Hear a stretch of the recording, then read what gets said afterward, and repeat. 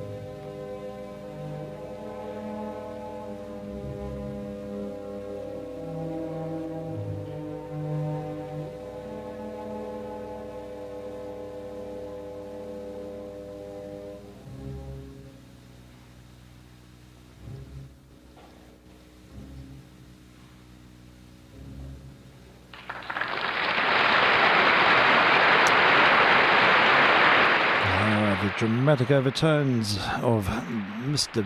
B. Ludwig van Beethoven there. And yes, his Carolian Overture. That's a work he wrote in, 18... Oh, here we go. Presented by Bruno Walter and the New York Philharmonic Symphony Orchestra, and brought to you by Standard Oil Company, New Jersey, has opened with the Overture to Coriolanus. Okay, there we have it. When did Beethoven write that? 1807, yes, and it was written for a play. All right, we are slowly getting ready in the midst of all this just unbelievably heavy rain. It's incredible. Tropics, in fact. I can hear you there, Frank. Are you with us? Yes, I'm totally with you. Yay. I thought I wasn't going to be. We've been having lightning. Oh, so I think the worst of it might have passed. I think it has for the time being anyway. Yeah, but it seems to be developing continuously because a number of times today I've checked the bomb site and it looks like it's all clear, but then another wave rolls in from the Grampians. It seems like it builds up over the Grampians and comes over and gives us another swath. Yes, I know. Something like that. That sort of day. Yeah, it is. David's gone down to Lawn for a running camp. Oh my goodness with me! His Harriers. Okay. I'm not sure how that's going to go. I wonder. Might turn into a swimming camp. It might. Well, it might be one of those peer to pub to peer. That's right. Okay. Oh, wish him well. Gosh. You're better off to stick in the pub, actually. Yeah, I reckon. I think that's where I'd be. Yeah. But, yeah. Anyway, it's good for them. It'd be a good social. Oh, totally. Yeah, look, and the weather may have passed by then, but it's very tropical. But, I had to sort of weather it a bit today. But, look, it's okay. And yourself, how's it been? Yeah, okay. Yeah, I'm fine. Thank you. Yeah. Good. Excellent. Yeah, I'm fine. Yay. Good He to hasn't hear. been so well with her back, but still. Okay, I'm sorry to hear that. How about you? Oh, yeah, no complaints. It's a complicated household here. We've always got someone down with something. Olivia's got COVID now. Oh no! So she's isolating in another part of the house. It's just, poor Olivia. Yeah, it's just one big sort of roller coaster. This COVID-y thing. I know. But we're trying to sort of. Look, most of us have had it, so it probably doesn't really matter if we all just cohabit. But we're just nervous that B might get sick again because she's got all her big exams coming up.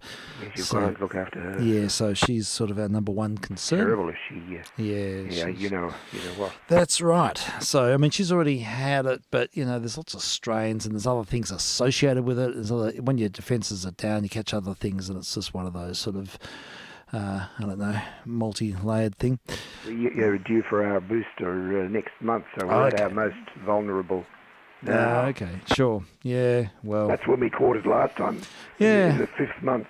You see, I don't know if the boosters do much, because I had a booster and then 3 weeks later I got really sick with it. So much for boosters. Okay. Yeah, so look, I think there's so many strains that it's hard to gauge, and it's very fickle, and it's just a bit omnipresent, but never mind.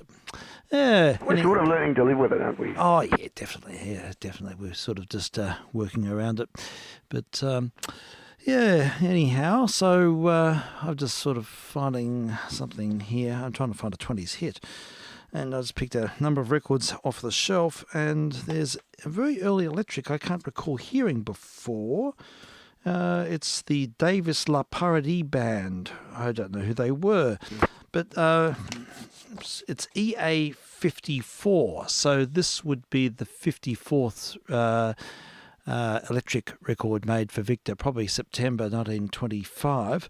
So it's sort of early days, really, of the technology. So it could be interesting to hear what it sounds like. So maybe we'll start with this, and I'll just check that. I've been just looking around here because when it rains like this, I always get water ingress somewhere. It's in the garage or here. It's incredible how it finds its way. It finds its way in, yeah. And I'm just sort of a little bit distracted because I'm just waiting for there to be the ominous drip somewhere. As long as it's not into something high tension somewhere. But hopefully it's all right. It's not a good thing. Yeah.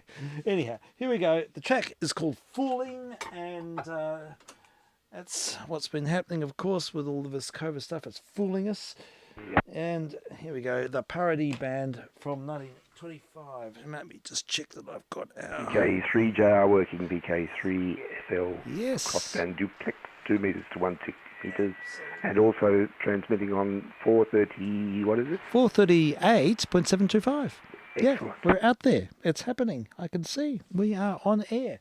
So in the radio, in fact, antennas current's down quite a lot today because I think there's a fair bit of water in the system, and it changes all of the tolerances. But that's okay. Right.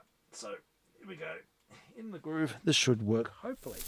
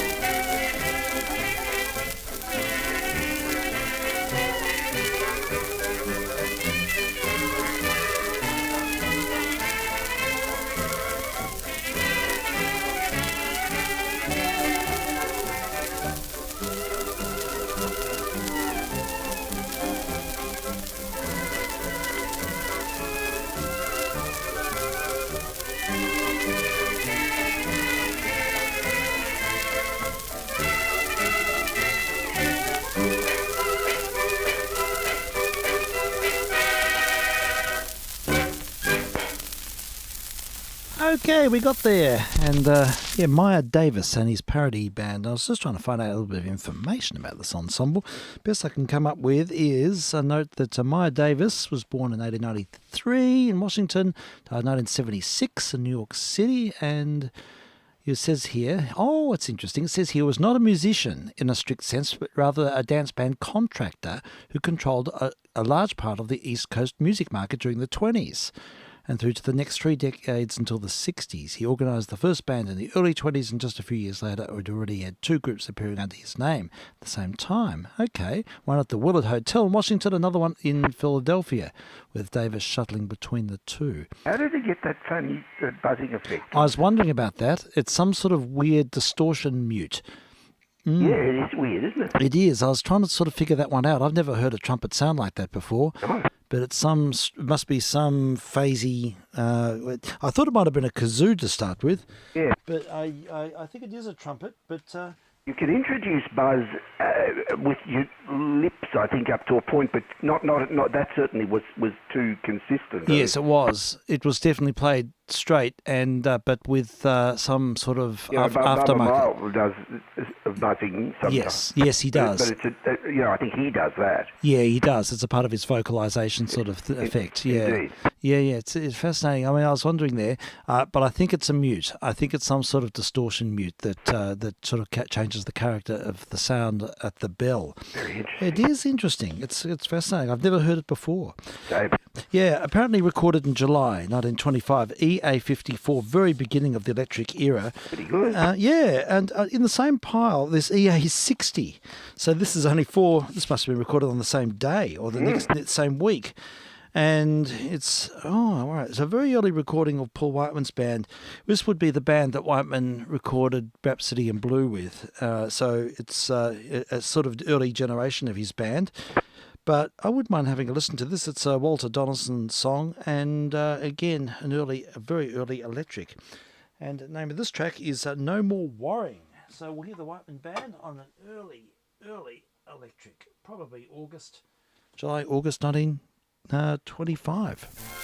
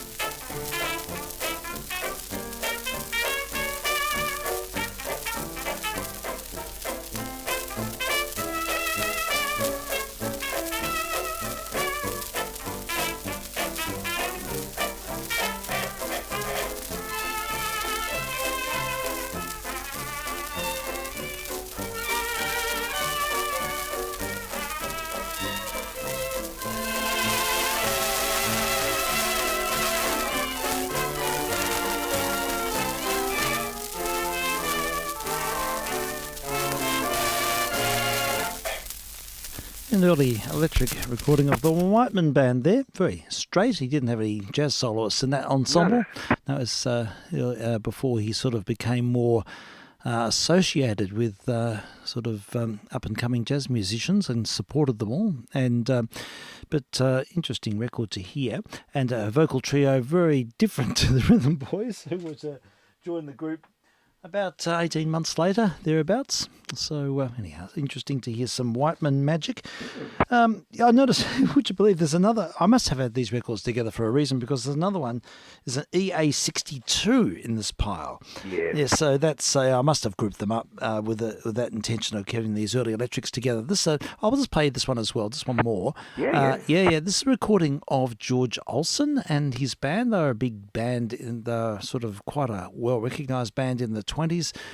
And they they were around for well over a decade.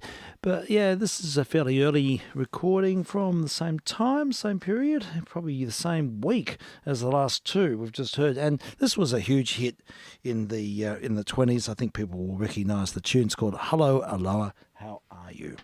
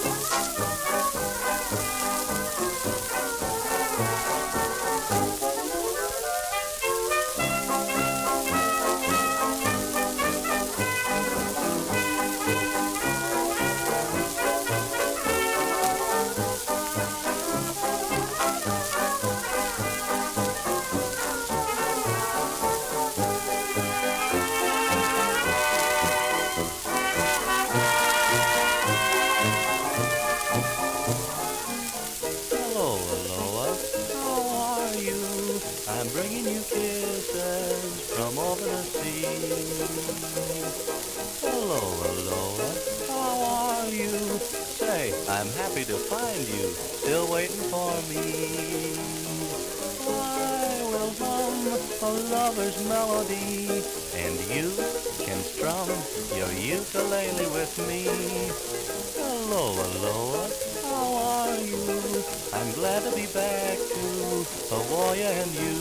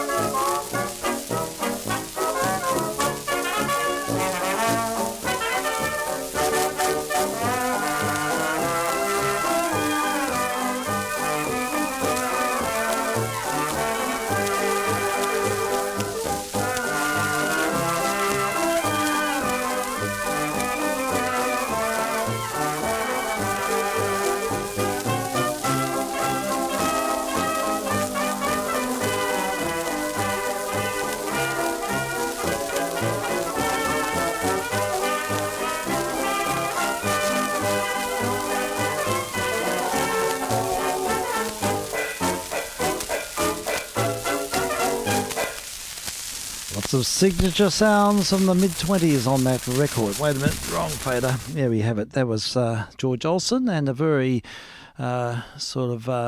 closely mic'd crooner there, doing his syrupy vocals with a particular resonance around about 100 hertz, or about 200 hertz, which sort of must have been a bit of a cavity resonance in the microphone. Probably. I wasn't getting it actually. That just goes to show how diminished my bass is. Yeah, sure. No, it was coming through here. It was a real sort of ring, and so cavity resonance. So yeah, there you have it. Got George Olsen. Here we go. Fran Frey was the vocalist doing the close mic crooning on that. So yeah, just a few early electricals. Which reminds me, I was in touch with Mr. L this week, and he's been doing some really, really interesting transfers. And he's actually run some of them by me. And, it's extraordinary what he's doing. Right. He's using his waterfall technique. Where he analyzes, he knows the cavity resonances or the typical resonances of the horns and things they used to use, and he's able to reverse engineer some of those things and use there's a waterfall display he can get on the spectral display, which he uses to sort of understand and work out where some of those resonances are and cancel them out, and uses an autocorrelator to he does like a 40 dB boost in the lower bass because you don't get any bass on acoustic records. No. And then he uses an autocorrelator to bring out the actual sounds and rebalances them, and they sound unbelievable. Is that right? Yeah. These are acoustic recordings made for Edison. Edison kept the acoustic process going right up until 1927. He was slow to adapt. And he did eventually, and he did it really well, but he kept his acoustic process going, and he had very well set up oil dampening diaphragms and things, and his acoustic records are really quite astonishing. In fact, I'll see if I can find one of Mr. L's uploads, because they are absolutely out of this world. Yeah, I'd love to hear one. They really are. He's just doing, Chris has done a great job with these. I really want to encourage him because it's a... no, you bet. It's really a labour of love. It takes a lot of time. It would be great to get and chat with him So about he's got it. a parametric equalizer. Oh, he does. He uses Adobe Audition, and he just knows how to use the software, and he understands the technical issues at bay, and he's just doing a great job equalising them. Now, let me see if I can get this one. There's a number. I've been listening to all these. Here we go. This is, I think, yes, here we go. This one is 1924. It's acoustic, well and truly in the acoustic era, but you just wouldn't believe it. It's the Georgia Melodians and a track called I can't see the screen. Why Did You Do It or something. Anyhow, recorded on July the 14th, 1924.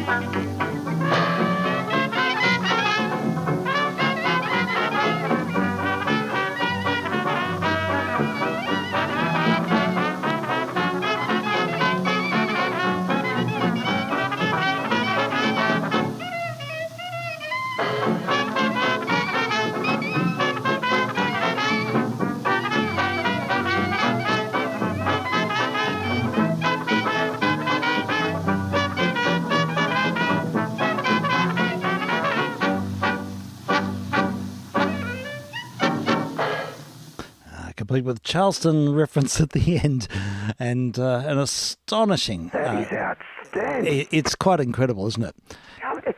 I've never heard Yeah. really much better than that. I mean, Yeah. for that time.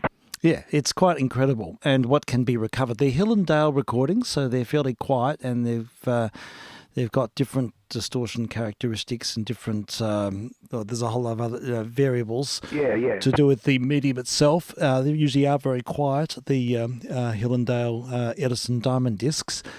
And that's the source material that Chris has been working with. But yeah, he's really brought these to life. And they just nailed it, didn't he? Yeah, totally. And just what a sound.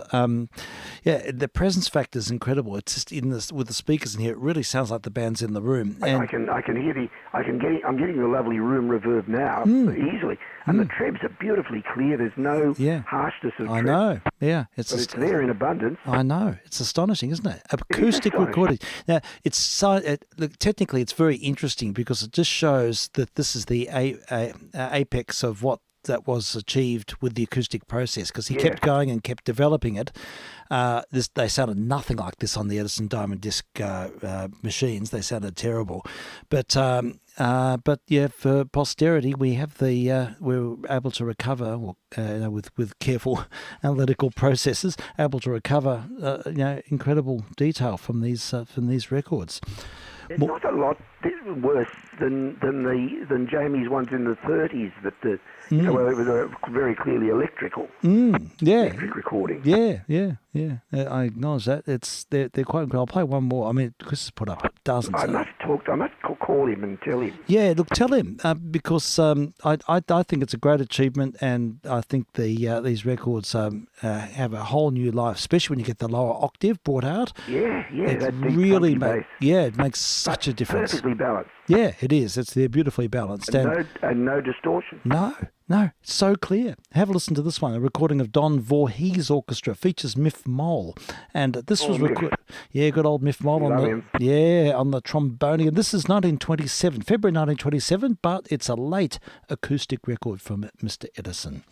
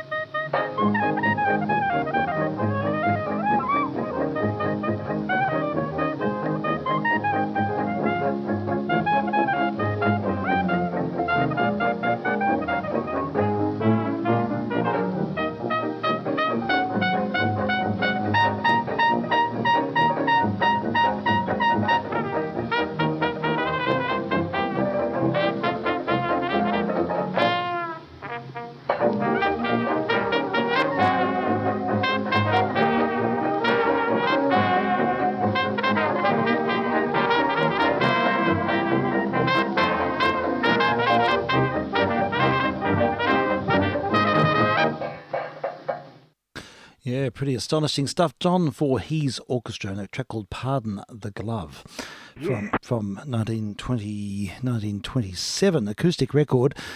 Interesting, we had quite a discussion, Chris and I spoke to him on my only time I can sort of speak without distraction on the phone is on the way to and from work these days. So we had a chat while I was walking back from work, and we're talking about all of this, and I acknowledged his fantastic efforts, and he asked for any sort of feedback, and I said, look, one thing I have noticed is that sometimes you can introduce a bit of hiss into the recording, and it gives a psychoacoustic effect of, I think our ears do the mixing, and it gives a sense of there being more treble than there is. Yes.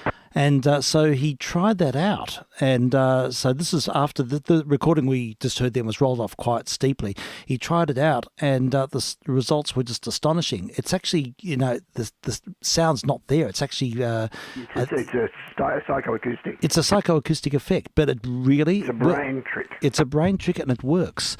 So... Isn't that amazing? It is fascinating. So, we fill the gaps. Now, I'll play another one which does have that feature. The one we heard didn't, I don't think. But this one here is a recording of Irving Aronson's Crusaders. And this is also acoustic, but I think he put a little bit of hiss in, about 30 dB down, but it just adds a little bit of sparkle. And as I said, it is psychoacoustic, but it's, It must peak the receiving mechanism to those frequencies, or sort of turn them on. I think it must. To sensitize them. I think so. I think somehow our brain wants to make something of it. It needs the spectrum. It needs it there in some form, whether it's air or something. It needs it and finds its way of rebalancing. Yes. It's fascinating. But it's probably not so evident across on the wireless. But next time you hear, I'll give you some examples. But look, I'll play this one, Irving Aronson's Crusaders. Don't say that after a couple of glasses of wine. And the name of this track, recorded 1926 on an Edison record, is "Don't Wake Me Up."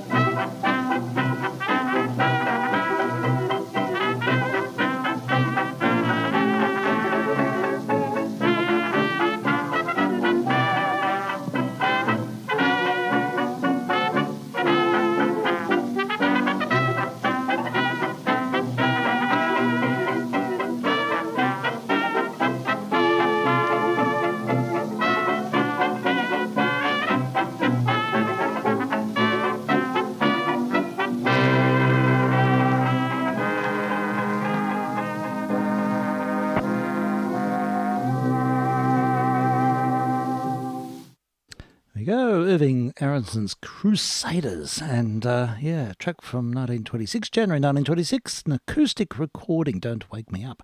Lovely. And remarkable engineering there by Mr. L, who's Just really outstanding. he's nailed the process, and it's a tricky one. It's not like electric recordings, which are much easier to equalise. It's acoustics have all sorts of anomalies and resonances, horn resonances, and things. But when it's right, these recordings just come alive. They sound so immediate. It's tremendous. You're saying it's time-consuming to do it. I think it is. It's quite a process. One of the reasons I mention it is that it would be terrific if it worked, because there are so many acoustics that we'd love to run through the process and get them, fixed up. Yeah. So many jazz acoustics. That's so true. And I don't think these processes are fully understood yet. I think it has to be approached from an engineering perspective. It's one thing to sort of just tweak it by ear and hear, and I think that's important too. But the understanding the characteristics of mechanical resonances and their harmonics and how they intermod and all of that sort of thing. And Chris was saying he can work out even the length of the horn or dimensions of the horn can be sort of somehow related to the nature of the distortion characteristics and things like that. Yeah, it can be really fine-tuned, these processes. It's fascinating. So is he doing anything about distortion per se? Well, he's using this waterfall display, you can see the distortion characteristics, but you have to look for them. You have to, because the waterfall display creates a graphic of the sound. Yeah. In a sort of it is a linear thing. It's like a curtain array, and with different colours for different stronger resonances, and you need to be able to recognise what's musical and what's not. Sure. And usually it's the constant sort of features that can be identified, but they need to be sort of clearly recognised and then tagged, and then those characteristics and their harmonics then need to be using parametric equalizers, and graphic equalizers need to be removed. And yes, not for the faint-hearted. well, it takes time, and it takes a good understanding. I'll play a little of one that Chris sent me, which just has, this is the native recording, so without any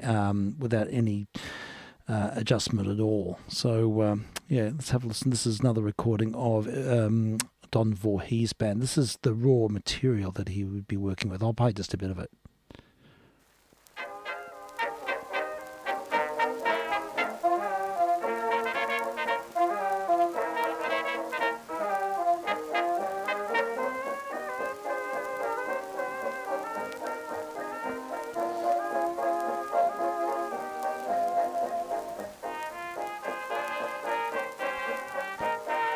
So there we have it. There's a little sample. Now, if I can just get this right, bear with me.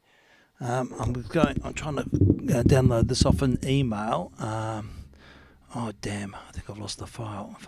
No.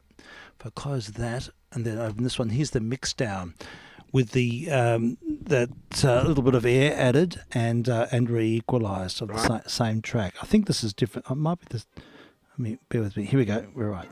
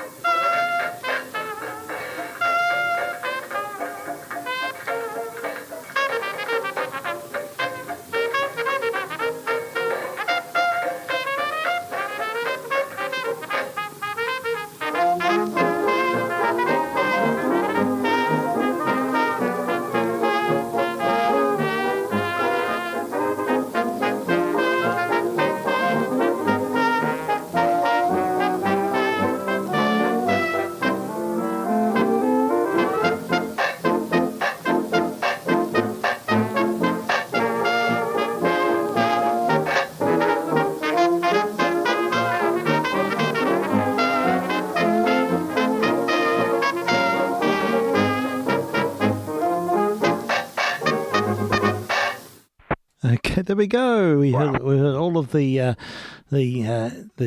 won't say tings, but the choked cymbal certainly had a prominence on that record. Yay. So, interesting to hear. Latest endeavours from Mr. L there, doing some great transfers. And please just send me a link to his website. Yes, I will, definitely, yes. And there's been a lot of material put up in recent times. I'll try and catch up with him next week and let him know that we enjoyed that. I'll come on air. He's on late at night talking to some other people every night. Okay, sure. And, I mean, of course, you'll speak to him as well, but I'd like to let him know personally. Yeah, of course, absolutely. I don't see him. I used to see him when he used to come to the club. Yeah, sure. That parting of the way. So yeah, sure. That doesn't happen. But, I'll certainly do that. Yeah, definitely. Yeah, it'd be good. Okay, well, I was just there's piles of records every here, and I picked up the pile which happens to be Mood Music Chapel Discs, and first one is Comedy Cues, it says. Oh, this would be fun. This is these little sort of interludes they used in Hancock's Half Hour and stuff like that. Yeah. So let's have some Comedy Cues, a change of pace, and we'll see how this works. I've got to just link this in. Yay. So Chapel, I think it's a 78. But there might be lock grooves, so I'll do a bit of a nudge in between.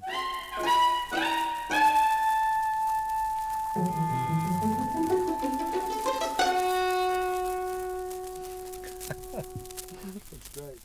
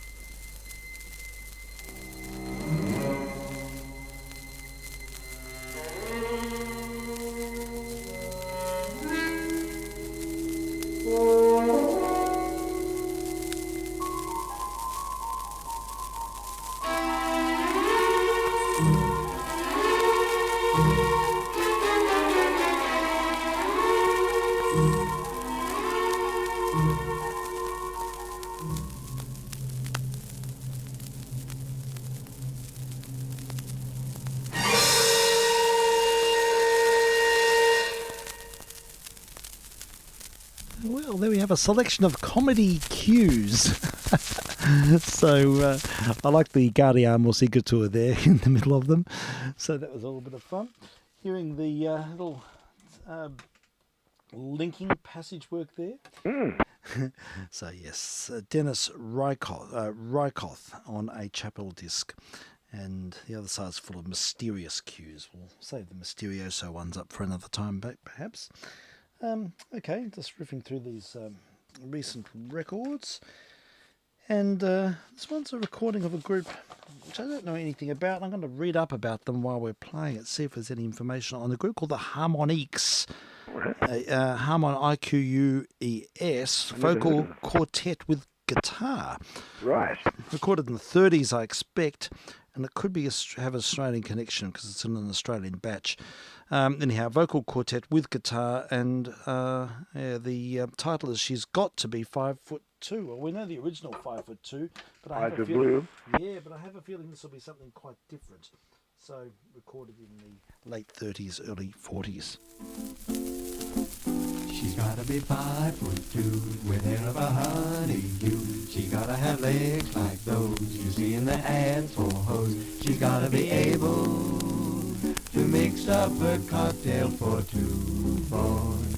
Do-do-do. Now if you can visualize a couple of sparkling eyes, a little determined chin with one of those dimples in, then I can assure you there'll be no more saying goodbye. And when I meet her, she's gotta be sweeter than honey, right from the heart. And when we're dancing, she mustn't be dead, but alive to the jive. She's gotta be constantly a Helen of Troy to me. She's gotta have this and that. You see what I'm driving at. But still if she can't go back home to mother for me.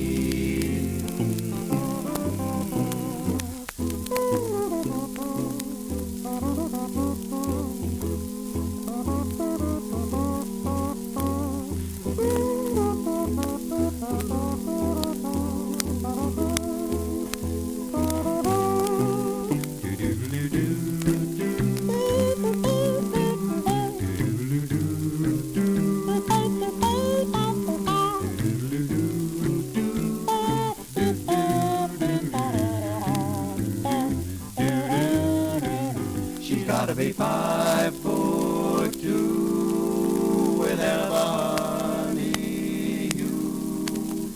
She gotta have legs like those you see in the ads for hoes. She gotta be able to mix up a cocktail for two.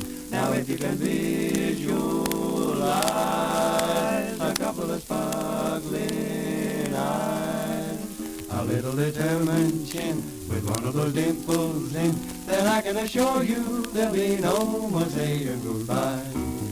And when I meet her, she's gotta be sweeter than honey, right from the heart. And when we go dancing, she mustn't be dead, but alive to the jive. She's gotta be constantly a Helen of Troy to me. She's gotta have this and that. You see what I'm driving at. But still if she can't cook well, back home to mother for me.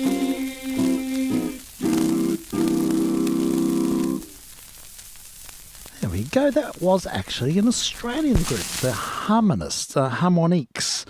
And good. yeah, they were great, weren't they? I was really impressed with them. The Harmoniques, Australian male quartet, definitely modelling themselves on the Mills Brothers, I suppose, with their that's exactly right. It says John McNally on guitar, Jeff Hutchinson, John Osborne, Keith Burns, and the group was formed in Sydney in 1936 and disbanded in 1940. Members all enlisted. And it reformed briefly in 1946. There we go. Oh, I'm impressed with that. I think they sang that really well. Shall we try the other side, Frank? Oh, yes. Yeah. Definitely. Yeah, the other side's called Carefree. Yeah, and their own composition. A bit dusty, but it plays okay. We'll have some more of the Harmoniques. And we're testing on 160 and on UHF. This city life just weighs me down, heading far away from town, far from all the bustle of city ways, looking for a riverbank where I can laze. I just don't like work, I'm not ambitious, find myself too tired to wash the dishes, lazing around, gazing around That's me, carefree, by a lazy stream. When days are sunny, does a chap like me need any money? Lazing around, gazing around, that's me, carefree.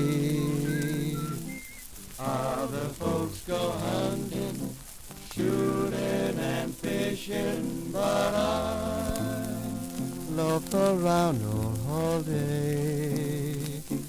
I just use the time up, making my mind up to do as I'm doing and do it all day.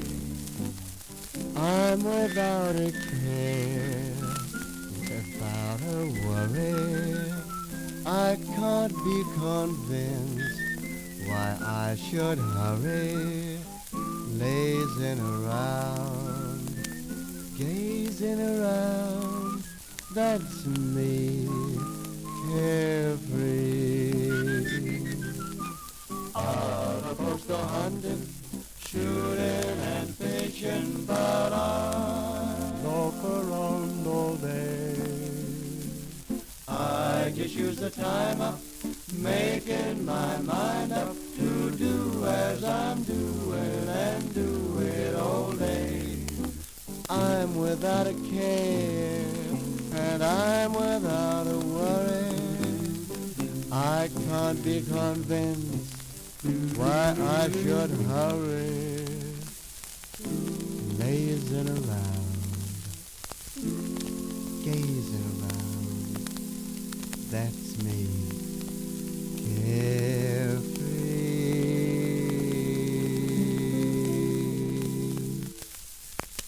A vocal group featuring John McAnally and recorded in Sydney back in the late 1930s, it seems. Australian Mills Brothers. Yeah, they're really good. I had never heard of them before. And there seems to be a lot of Sydney records in this box. These records really do need a proper clean. That was really grungy, but it sounded okay. There's all sorts of things here, Frank. There's Barbara James and Reg Lewis. Now, I just looked up Barbara James, and apparently she was a jazz musician. It says here, born in 1908, Barbara James was an Australian jazz musician. She learned to play saxophone and xylophone, and she considered one of Australia's most famous big band vocalists during the 30s. All right. And she performed with Jim Davidson and Frank Coughlin, amongst others. And she married the pianist Reg Lewis in the 1930s. And they toured England and Europe and Asia together during the 40s. And they recorded together in the 40s too. And I think that's the period from which this next record comes from. And she lived until 2004. So, yeah. We hear Barbara, and it's quite a few of her records here. Barbara and Reg, there's, several. So we could have a sample. Probably recorded in Sydney, and it's Barbara James and Reg Lewis with their rhythm. And the name of this track is I'm a Big Girl Now. So the Regal Xylophone from with an Australian story attached. Always interested in discovering a new artist. You bet.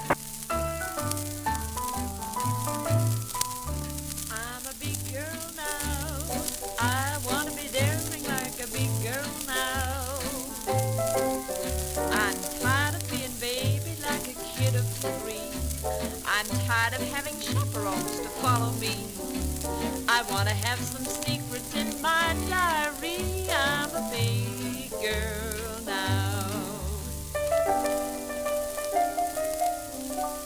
You know, me and my childhood sweetheart have come to a parting of the way. He still treats me like he did way back in our baby days.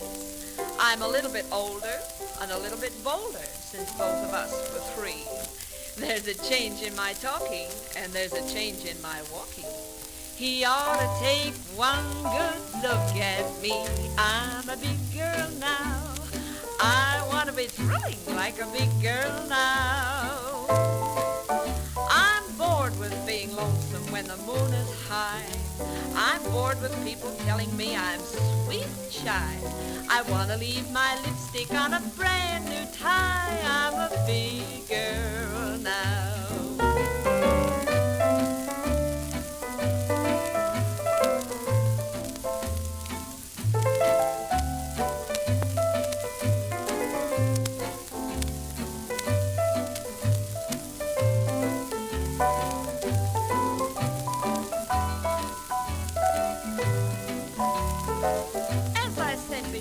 Boys, I'm a big girl now.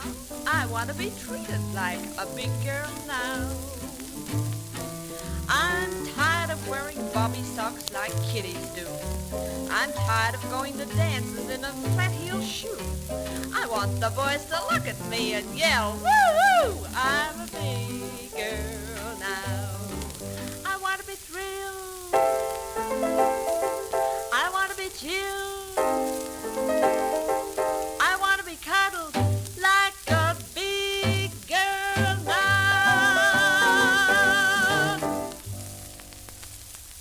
Barbara James and Reg Lewis there. Very nice. Yeah, very good. Sydney musicians. And quite a story. Yeah. But wish he'd sung a bit closer to the mic. She's a little bit sort of off mic there, but yes, it was. Yeah, it's a little bit distant, but we'll keep her other records in mind for a future program. There's also many of her records here. There's stacks of them. There's also a couple of recordings of Frisco Joe's Good Time Boys. Oh, that's Smack at Fitzgibbon. That's right. And, of course, Frisco Joe was Graham Bell. And he played piano with them. They're really good. Yeah, a bit of Have local one of them? talent. Yeah, I do. Got a few. And I know the backstory to this because when I interviewed Bill Armstrong, I asked him about this session. Oh, yes. And it was recorded live at the Darnham pub. Now, boy. Yeah. It was A bit of atmosphere. Yes, that's right. So they got all the local people to sort of chime in the background and just to sort of create the party vibe. Oh, yeah. And it looks like it was going to go past 6 o'clock. So they invited the local constabulary to come in and join in. So Free drinks for the constables. yes, that's exactly it. So all recorded on a Bayer 77, and Yes. he told me all the mics. He used an STC 4017 for the vocals and used a Philips pencil mic for the piano. What else? I've written down somewhere. I got all the details of this, and he told me about the mixer he used. He had a custom-made mixer, and this is the beginning of Bill Armstrong's sort of career. Yeah. And so, yeah, it was great to get the backstory, and including this recording of Maggie Fitzgibbon, who was Smacker's Sister, wasn't she? sister, I think. Yes, you're right. And this track is How You Gonna Keep 'Em Down on the Farm. It's very short. Only goes for about 1 minute. But, yeah, I think you'll hear some nice background frivolity on this record.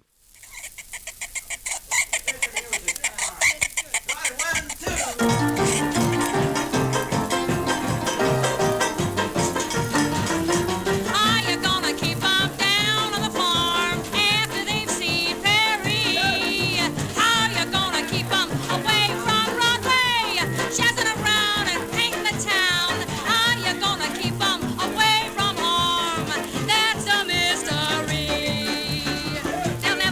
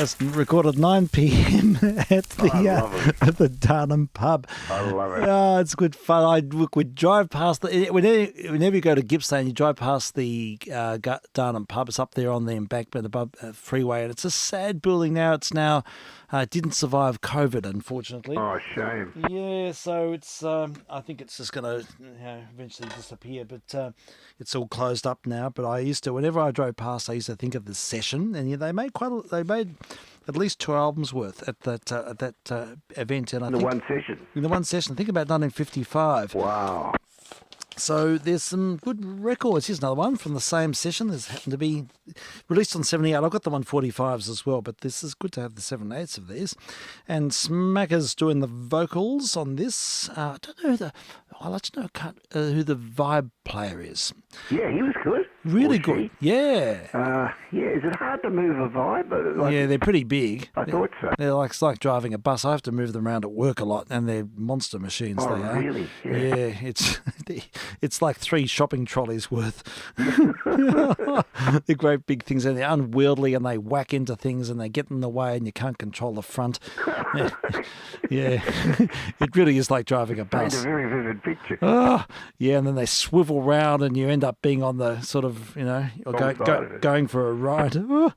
Anyhow, but I can't recall who the vibe player is. I know that Jack Varney's playing banjo. I think Smacker plays banjo as well, and Graham Bell's on the piano. Yeah. And the other musicians elude me. But look, let's hear this one. This is a good track. I grew up with this record. My father had a copy of this on a 45, and yeah, it exemplifies the whole tradition. Frisco Joe.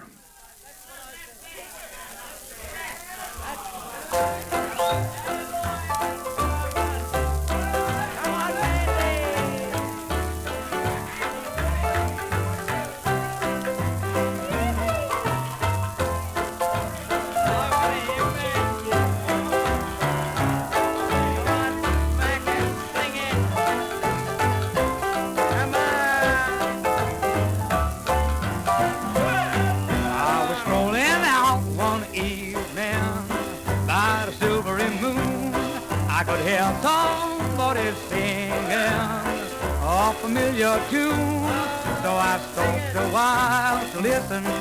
Not a word I wanted to miss. It was just somebody serenading something like this.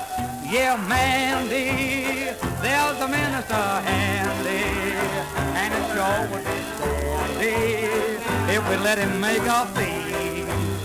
So don't you linger, here's the ring for your finger. Want a little humdinger, come along and let's wet and shine. Bring a happy time for Mandy and me.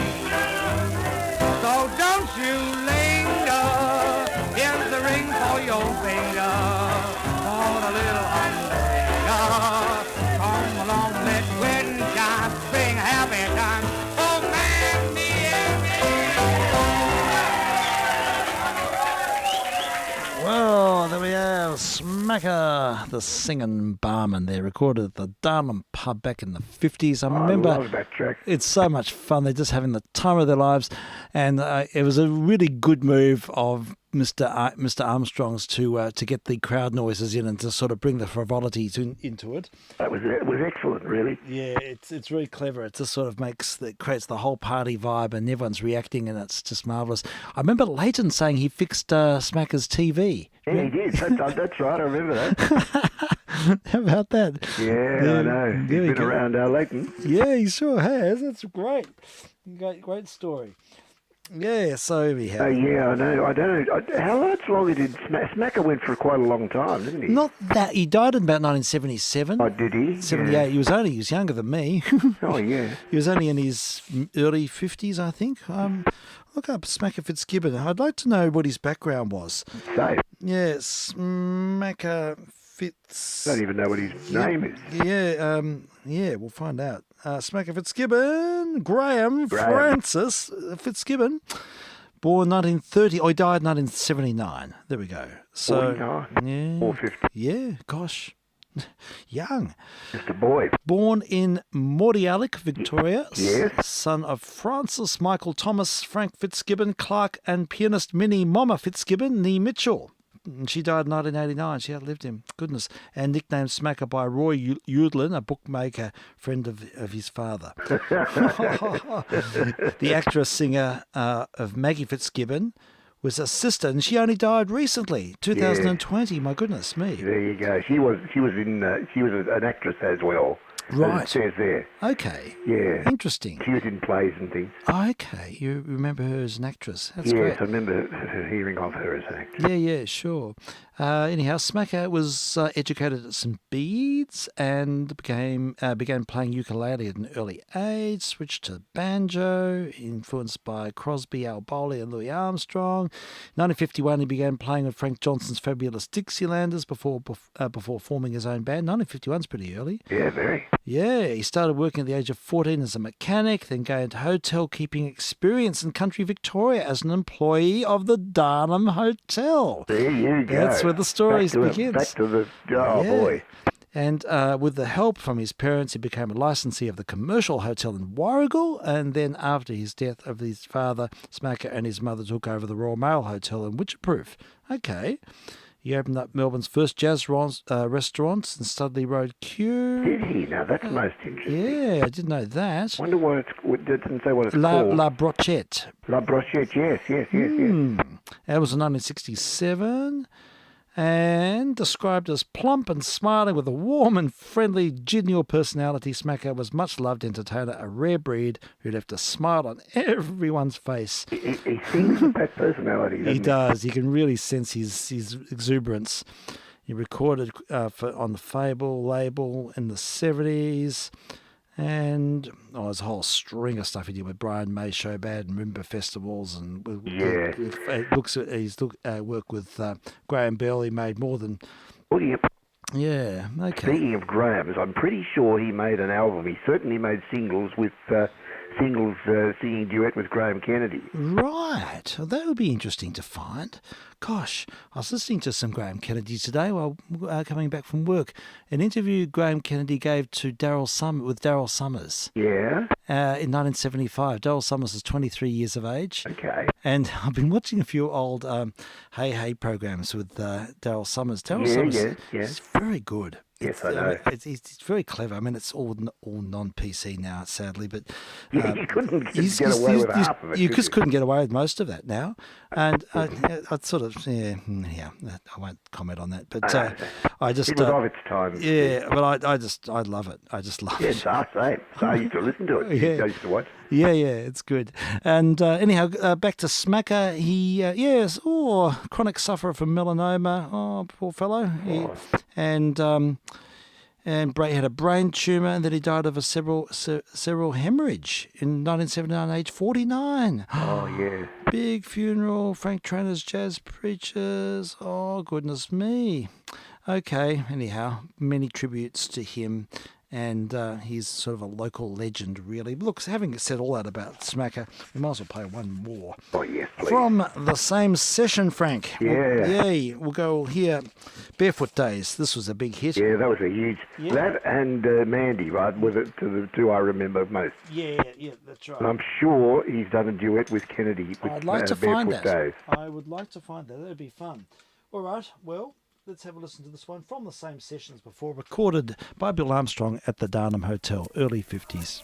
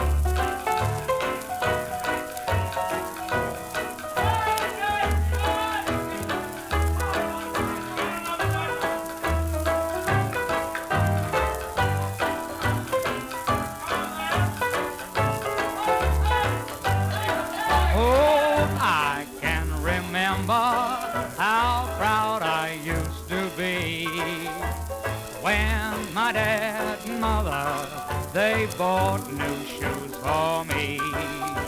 That's the feeling you've all had. How new shoes would make you glad. But the time that you recall was when you wore no shoes at all. Barefoot days when I was just a kid. Those barefoot days, oh boy, the things we did. We'd go down to a shady nook with a bent pin for a hook.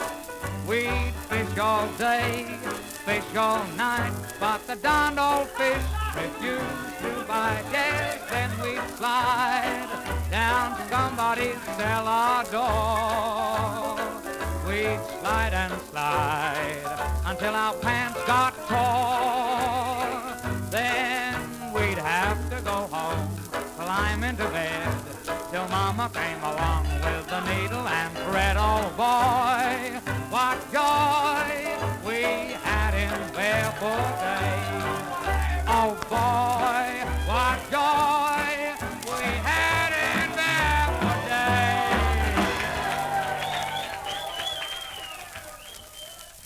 It's funny to think that he was probably in his early 20s when he sang that. It's just sort of... Perfect voice for that sort of song, that sort of material. Exactly.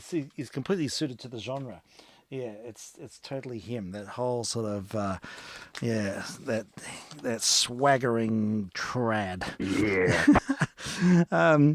All sorts of things in this poem. There's a recording of Frank Barron and the Cherokees. That's Cherokeys, not double E-S. So sort of a parody. I don't know, but the name of the track is Say Ooh La La Oi Oi. Should we play it and find out? It could be.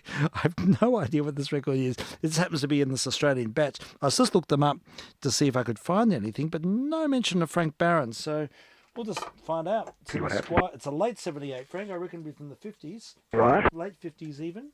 So let's get the vibe. Are we in gear? I think so.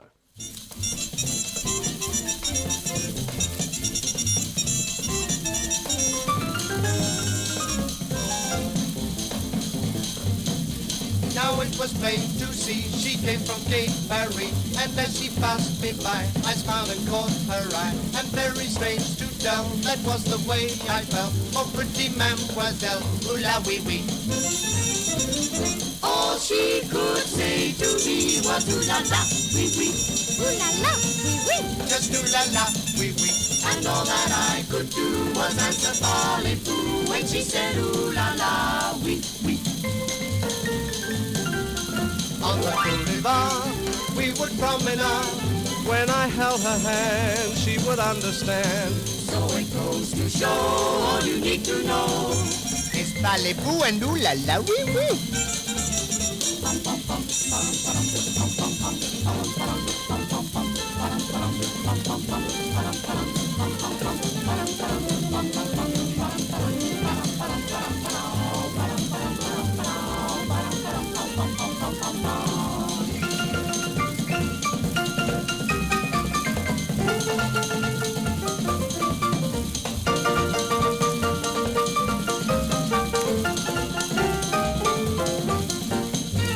Oh, mademoiselle, voulez-vous?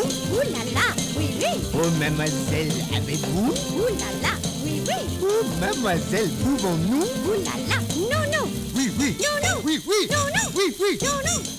All she could say to me was ooh la la, oui, oui. Ouh là là, oui, oui. Just ooh la la, oui, oui. And all that I could do was answer falling through when she said ooh la la, ooh la la, ooh la, ooh la la, ooh la la, ooh la, ooh la, ooh la, ooh la, ooh la la. Oui, oui. Oh, yeah, that was a bit of fun. Oh, that's good. Yeah, gets a tick. Good. Yeah. And I love that sort of calypso revival-y stuff. It's good fun, isn't it? Certainly is. Yay, all right. The other side is a track called Let's Do It Again, because I think this record's going to get sort of lost in the mix. So shall we play the other side before it disappears? Oh, yeah. Yeah, a bit more Frank Barron and the Cherokees. I'm being very lazy just playing the sides of the record, but when I hear an artist, I do feel compelled sometimes. Oh, just yeah. hear what else they can do. Oh, through.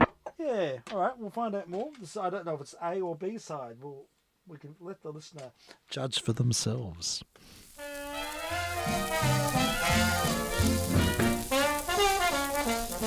We used to rag up the jazz on piano. Let's do it again. They used to sing, yes, we have no bananas. Let's do it again. They got a Charleston beat to lift their feet in 1924. And Dapper Dan, the drummer man, would try to knock the cymbal off the floor. Sure, they used to do it. Let's do it again. They like to go do-de-o, do-de-o-do. Let's do it again. And even Sister Kate would shimmy shake. I wobble like a jelly on a plate. We used to get such a kick out of living. Let's do it again.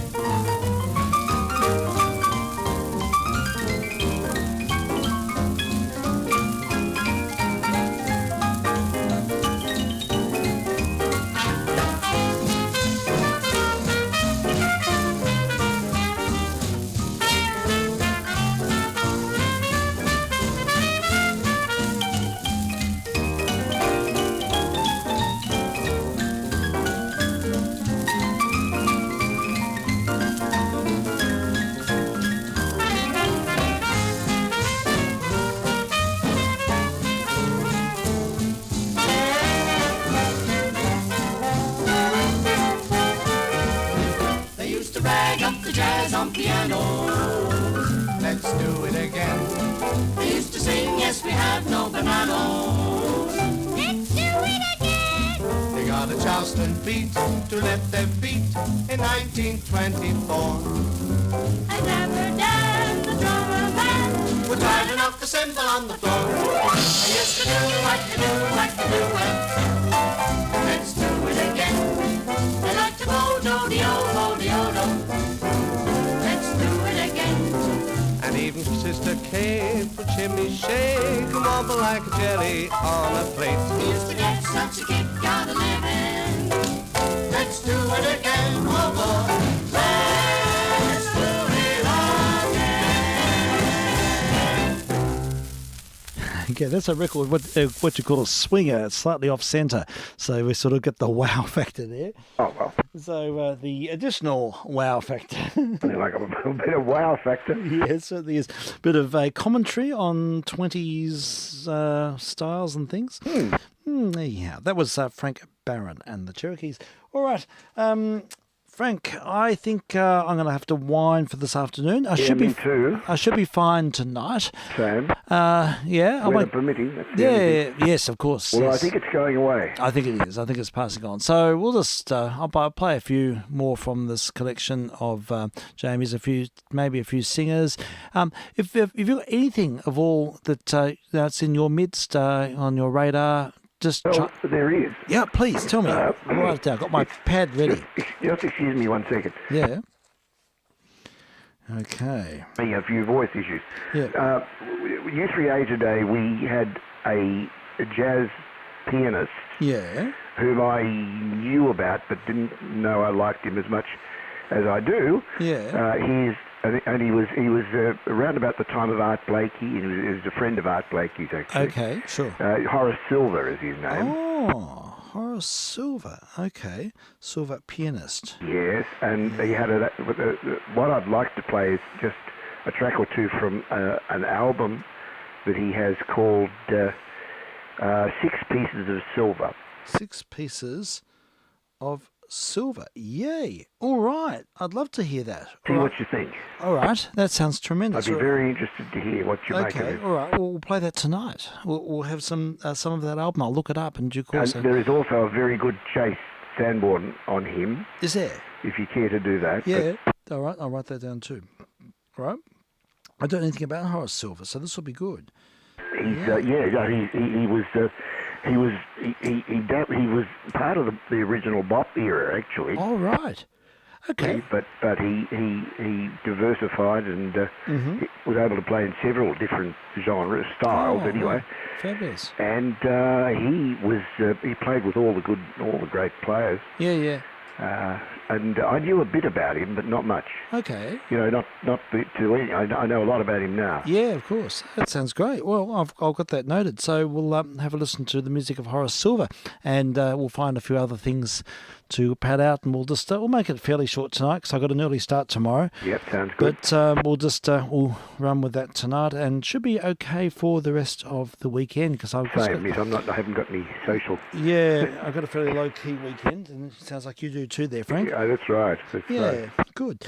Okay, I've got in my hand a big vinyl transcription record. You can hear it wobble. Oh, yeah. Rolf Harris. Yes, not Rolf Harris. It's me with a transcription record, a Navy Department Armed Forces radio service presenting the music of Xavier Cugat. So this will be good fun. So it's a bit dusty, but it should play all right. So yeah, I'll play this direct to air as our wind out today. And we'll say good evening to the listener and keep listening for the wind up and later tonight if you can, if you'd like to. Absolutely. Please do tune in. 11 p.m. 11 p.m. is our Same starting time. Yes, that's right. That's where it all happens. 1865 and 438.725 and YouTube as well. We are presently streaming on YouTube without issue, which is sort of nice. Lovely. Good. All right then, Frank. All right, we'll finish off with some Xavier Cugat, a bit slow down to 33. And we'll look forward to your company later on. Likewise, Steve. Cheers for now. Yes, cheers to you too. Have a lovely evening. VK3JR is clear. And VK3S, likewise. We'll catch you soon and enjoy the music of Xavier Cugat.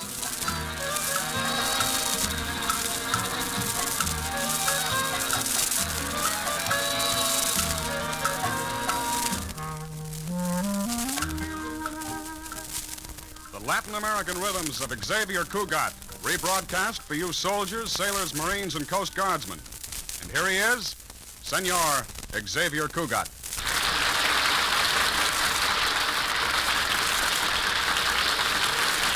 Good evening, ladies and gentlemen. For our opening selection tonight, we played the Mexican hat dance.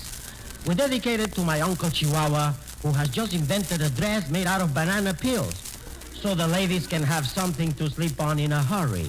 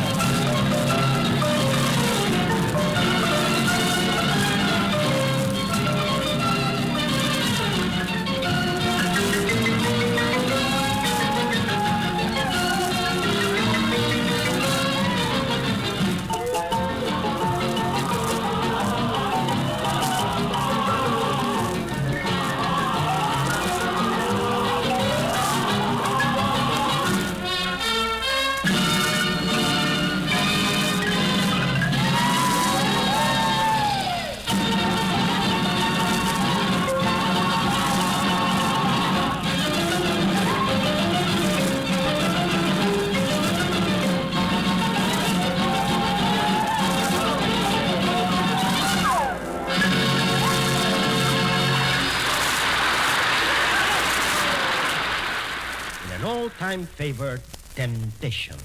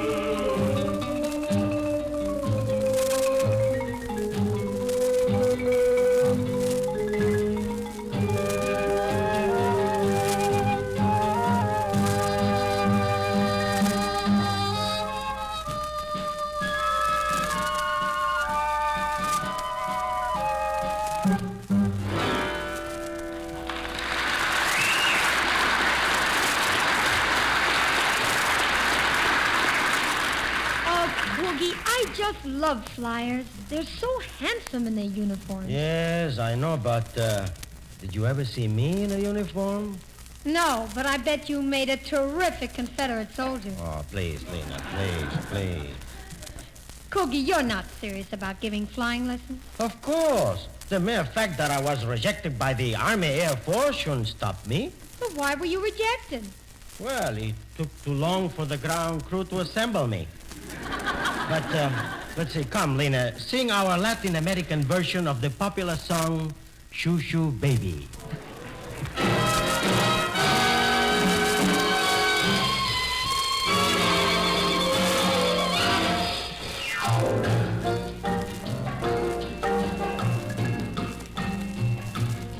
Shoo, shoo, shoo, nena. Shoo, shoo, shoo, nena.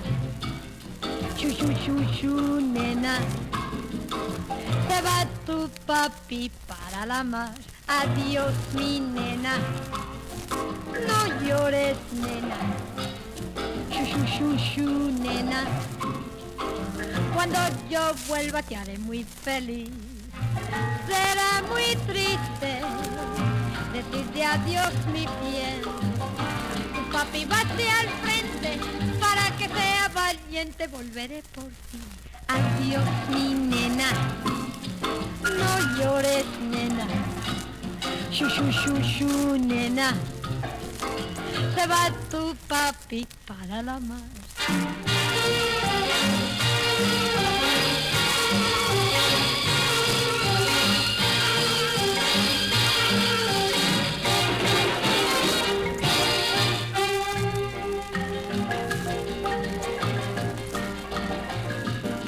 Shoo, shoo, shoo, baby.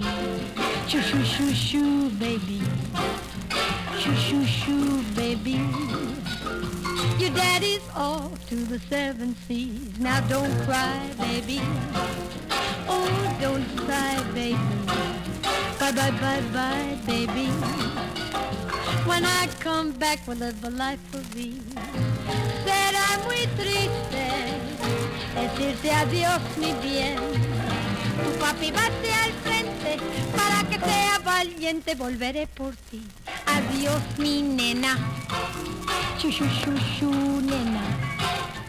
No llores, nena. Se va tu papi para la mar.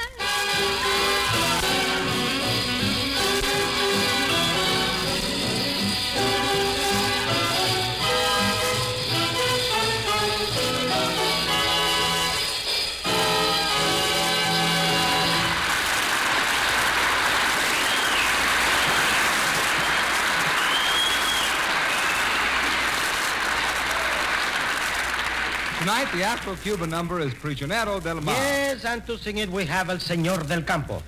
Del Campo, I suppose you know I am an expert flyer. Ooh, I got my wings when I was 2 years old. 2 years old? Mr. Cugat, when it comes to combat flying, I am a deuce. You mean an ace? I'll make a deuce of myself. You can make an ace of yourself. That was very good. Del Campo, I don't believe you are a combat flyer. I don't believe it. Oh, you don't? Well, listen to this.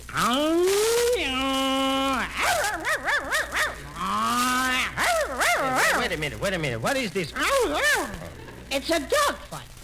Oh, before the dog catcher gets you, sing Prisionero del Mar.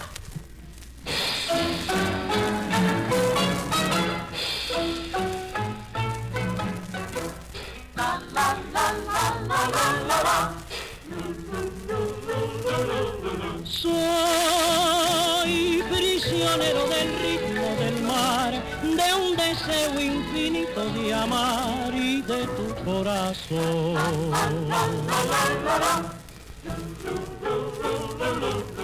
Voy a la playa, tu amor, luz de la luna, a cantar mi desesperación.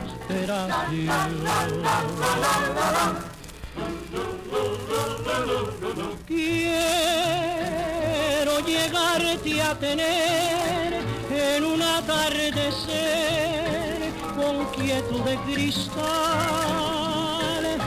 Quiero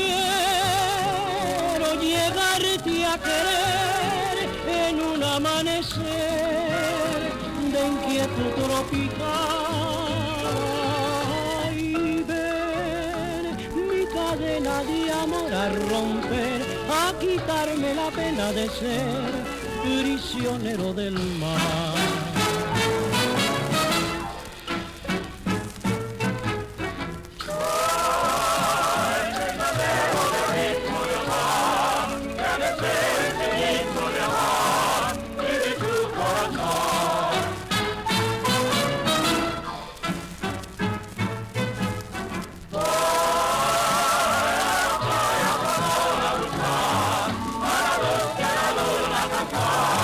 Desesperación.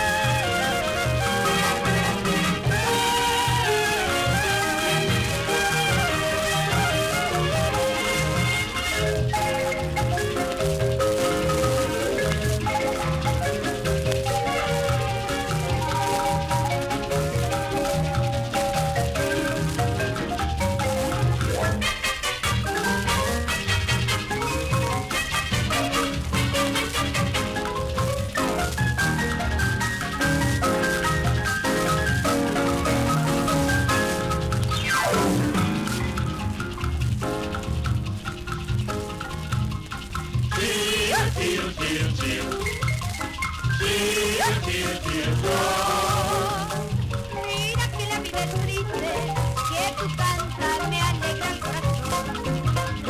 Cheer, cheer, cheer, cheer. Cheer, cheer, cheer, canta, canta, pajarito, que tu cantar me alegra el corazón. Con tus gorritos, con tu trina, despierta al alba la noche y ya se va. Con tus gorjeos, con tu trina, despierta al alba la noche y ya se va. Cheer, cheer, cheer, cheer. Cheer, cheer, cheer, mira que la vida es triste, que tu cantar me alegra el corazón. Cheer, cheer, cheer, cheer. Cheer, cheer, cheer, canta, canta, pajarito, que tu cantar me alegra el corazón.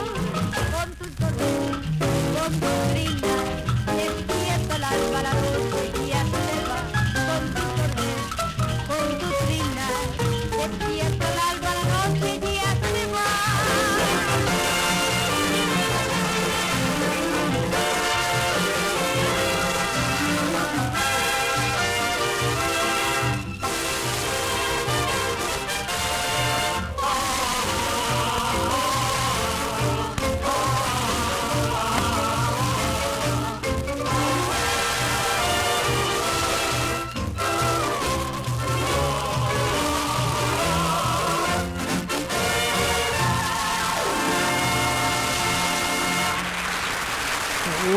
Well, folks, that's what you call the wall of sound. That record's harsh as. Yes, it's a transcription record that needs a good spring clean. And then we'll play the other side. As the music of Xavier Cugat will feature it again in a more slightly better condition than that. The record's actually not bad, but it's just covered in dust, so it's not playing very well. So that's it, folks. We'll wind up for now. We'll be back again, and we'll feature some Horace Silver tonight. I'm looking forward to that. That should be fun. And a few other weird and wonderful delights from the vaults here. So that's our game from 11 p.m. So thank you for listening in. I'm vk3sl, and we look forward to your company later. Cheers for now.